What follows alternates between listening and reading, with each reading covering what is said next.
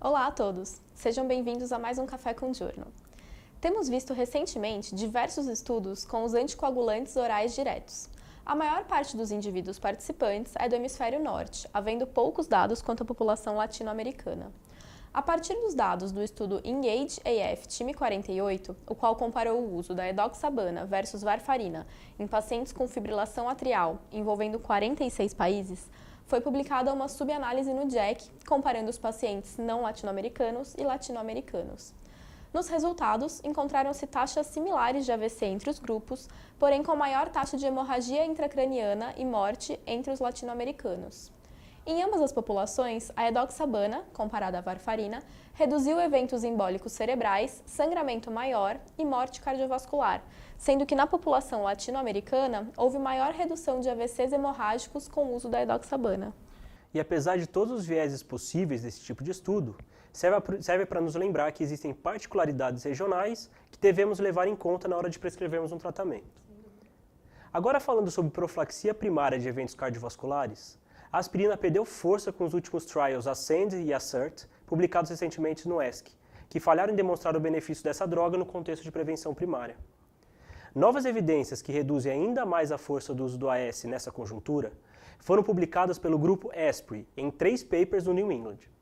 Foram randomizados mais de 19 mil pacientes idosos, em sua maioria acima de 70 anos, sem doença cardiovascular, sem demência ou limitação física, que foram considerados como idosos saudáveis, para receber 100 mg de AS por dia, o placebo.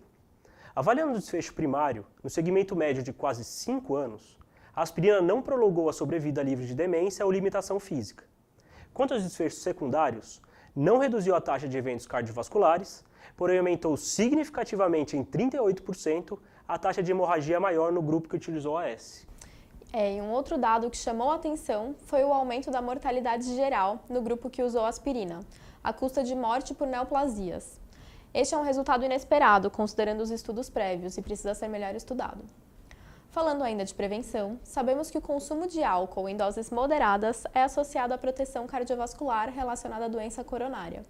Porém, o abuso de álcool se relaciona ao desenvolvimento de miocardiopatia devido à sua cardiotoxicidade. Entretanto, o impacto do consumo no remodelamento ventricular e o grau de disfunção ainda é controverso. O JACC publicou esta semana uma subanálise do estudo CARDIA, no qual os pacientes foram seguidos por 20 anos. Foi encontrada uma relação significante entre o uso de álcool e o aumento da massa ventricular, bem como ao maior volume diastólico do ventrículo esquerdo, sem diferença com relação à disfunção ventricular na população que era previamente saudável. E dentre as principais bebidas alcoólicas, o consumo de vinho foi associado a menor remodelamento cardíaco. Falando em cardiopatias, em 2015 o registro Breathe mostrou que a doença de Chagas ainda responde por 11% dos casos de insuficiência cardíaca no Brasil. Atualmente, estima-se que 6 milhões de pessoas sejam contaminadas em todo o mundo.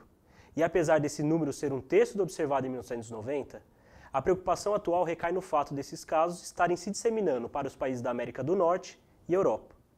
E foi sobre cardiomiopatia chagásica que o Circulation publicou uma revisão muito rica que aborda peculiaridades e passeia desde a epidemiologia, transmissão, fisiopatologia até o manejo medicamentoso. Sim, e os autores ressaltam a necessidade de aumentar, além das fronteiras das áreas endêmicas, o reconhecimento e diagnóstico com testes rápidos e biomarcadores, e o maior desenvolvimento do tratamento antimicrobiano para o Trypanosoma cruzi.